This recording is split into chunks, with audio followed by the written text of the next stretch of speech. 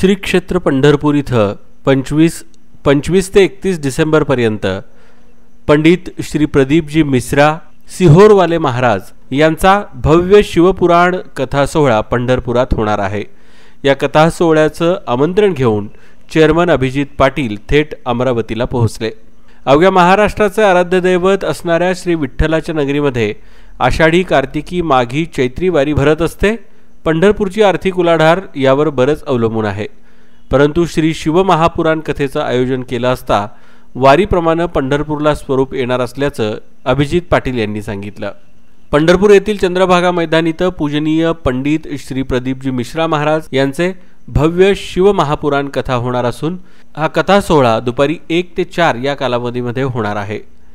या सोहळ्यास येणाऱ्या भाविकांच्या महाप्रसादाची व्यवस्था देखील करण्यात आली आहे। या धार्मिक कार्यक्रमामध्ये अनेक मंडळींना सहभागी होण्याचं आवाहन अभिजित पाटील यांनी केलं आहे।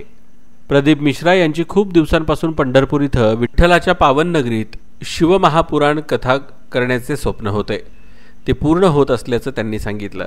श्री शिवाय नमस्तुभ्यम।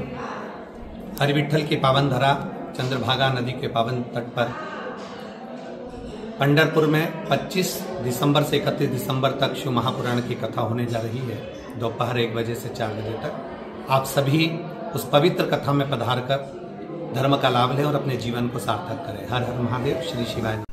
अमरावती इथं चेअरमन अभिजित पाटील यांच्यासोबत संचालक संतोष कांबळे, तुकाराम म्हस्के, संजय खरात, दत्तात्रय गायकवाड, संजय पाटील, प्रवीण भोसले, परवेज मुजावर, शरद घाडगे, नंदकुमार बागल, शंकर साळुंके आदी मान्यवर उपस्थित होते।